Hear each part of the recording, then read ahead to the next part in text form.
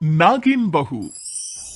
सास बहू का रिश्ता वैसे ही खींचातानी का होता है, लेकिन क्या हो जब ये तनाव पिछले जन्म से शुरू हो।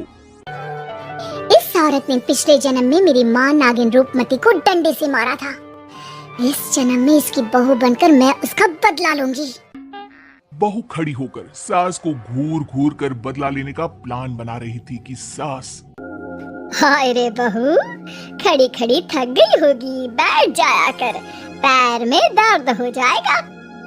माँ जी, बड़ों के सामने बैठना मेरे संस्कारों में नहीं है। अरे बहू, कैसी बात कर रही है, बेटी है तू हमारी, बैठ जा। बहू बैठ जाती है।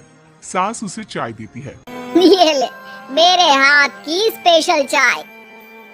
किस्मत हो तो भाभी जैसी, जो बैठे बैठे चाय मिल रही है, वो भी सास के हाथ की। हाँ हाँ, तुझे क्यों जलन हो रही है? अरे खुद तो चली जाएगी ससुराल। मेरा बुढ़ापा तो मेरी बहू के साथ ही है ना। बहू सास की बात सुनकर थोड़ा मुस्कुराती है, लेकिन अगले ही पल मन में सोचती है, नहीं नहीं नैना, तुझे बदलना नहीं है, ये सब इस औरत की चाल है, मुझे इससे बदला लेना है। बहू अब शाम को सास के साथ पार्क में जाती है। वो टहल रही होती है कि उसकी एक सहेली मिल जाती है। अरे वाह, क्या बात है, सास बहू घूम रही है, लेकिन जरा बचकर, वो क्या है ना, एक जानलेवा बीमारी फैली हुई है ना। हाँ जानते हैं, तभी तो पूरी सतर्कता के साथ घूम रहे हैं। चलो घर भी जाना है, खाना बनाना है। अरे तो बहू को क्यों उठा कर ले आई? मैं तो कहती नहीं कभी के साथ चल, घर जाकर खाना भी तो बनाना होता है। अरे कैसी बात कर रही हो, मेरी बहू सारा दिन घर के अंदर रहती है, बेटा भी रात में आता है, ये तो घर में रह रहकर पागल हो जाएगी, और फिर मैं घूमूं और इसे घर में कैद करके रखूं। ये कहाँ का न्याय है। अच्छा, एक काम याद आ गया है, फिर मिलते हैं। वो वहां से बहाना बनाकर चली जाती है। बहू घर आती है और रात को जब सब सो जाते हैं तो वो एक नागिन का रूप धारण कर लेती है।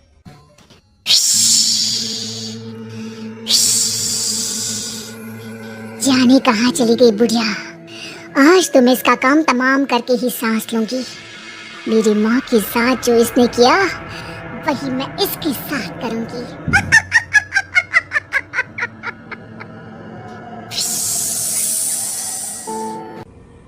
बहू सास को ढूंढ ही रही होती है कि पति की आवाज आती है।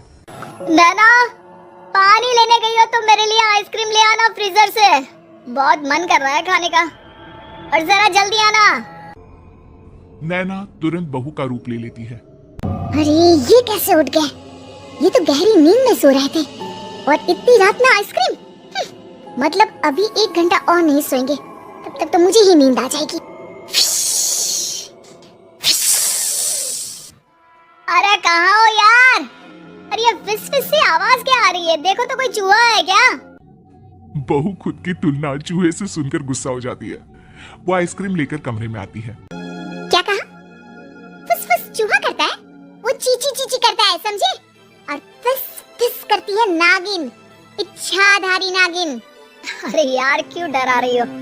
आज के जमाने में इच्छाधारी नागिन वागिन कुछ नहीं होती, वो तो सिर्फ फिल्मों में होती है, श्रीदेवी वाली फिल्मों में। पत्नी अगले ही पल श्रीदेवी का रूप धर लेती है। पति देखता ही रह जाता है, लेकिन फिर वो नैना बन जाती है। नैना, श्रीदेवी आई थी। क्या कह रहे थे तुम? इच्छाधारी नागिन वागिन कुछ नहीं होता? मतलब तुम नागिन हो? माँ बचाओ! नैना डर जाती है और तुरंत पति को बेहोश कर पुरानी बातें भुलाने वाला जादू कर देती है। अगले रोज, अरे यार ये सर दर्द हो रहा है, लग रहा है जैसे किसी ने जोर का हथौड़ा मार दिया हो। अच्छा तो बेटा थोड़ी देर और सो ले, रहने दे, आज दफ्तर मत जा, घर पर ही रुक जा। वैसे भी दोपहर में श्रीदेवी की नागिन फिल्म आने वाली है, सारा परिवार साथ बैठकर देखेंगे। पति को मानो कुछ याद आने लगता है। श्रीदेवी माँ, कल रात में घर में श्री अरे दिमाग पर इतना जोर मत डालो, वैसे भी कम है। सही कहा बहू। दोनों सास बहू हंसने लगती है। वाह जी वाह, माँ ये भी सही है, बहू आ गई तो बेटे की कोई कदर ही नहीं। ठीक है नैना, वैसे मैं तुम्हारे लिए ये हीरो का सेट लाया था, पर अब नहीं दूंगा। नैना सेट देखकर खुश हो जाती है। दे दो ना प्लीज, सॉरी बस। अरे चल दे दे मेरी बहू को सेट, वैसे भी ये मैंने बहू के लिए ही बनवाया था।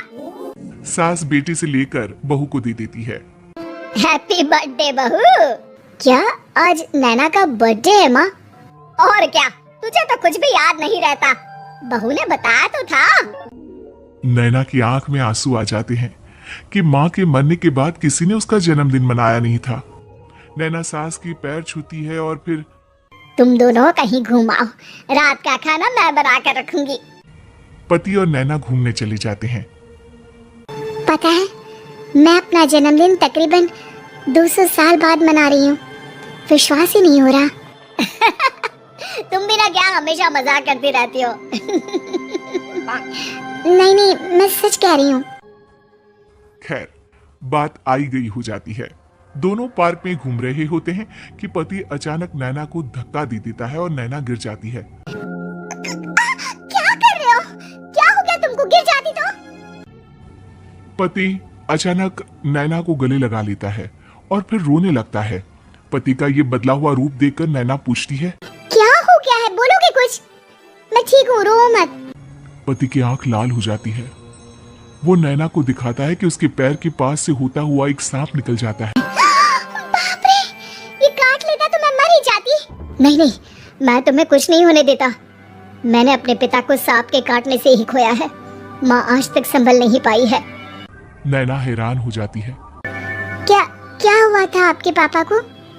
मेरे जन्म के सिर्फ 2 महीने बाद ही मम्मी के सामने एक सांप ने पापा को जकड़ लिया था। माँ ने उस सांप से कई निवेदन किए लेकिन वो नहीं मानी। शहर के सबसे बड़े सपेरे ने भी उस सांपिन से बात की लेकिन उसे जरा भी तरस नहीं आया। सिर्फ मजे लेने के लिए उसने मेरे पिता को मार डाला। ये बात नैना की माँ की हो रही थी। फिर तो तुम लोगों ने उस सांप को मार दिया होगा ना? नहीं नहीं, हमने नहीं, उस सपेरे ने। माँ ने तो बहुत मना किया कि जंतु है ना, उसमें भी जीव है, और वैसे भी हमारे संस्कार में सांप को मारना ठीक नहीं माना जाता। नैना को अपनी गलती का एहसास होता है, वो रोने लगती है। अरे क्या हो गया पगली, बचा लिया है मैंने तुम्हें, कुछ नहीं होने दूंगा। सही कहा, मुझे बचा लिया तुमने इतने अच्छे परिवार को खोने से। तो हमें उम्मीद है कि आपको हमारी ये कहानी पसंद आई होगी। कृपया हमारे चैनल को सब्सक्राइब करें और सभी अपडेट्स के लिए बेल आइकन जरूर दबाएं। और हाँ, वीडियो लाइक और शेयर करना मत भूलिएगा। Bye bye.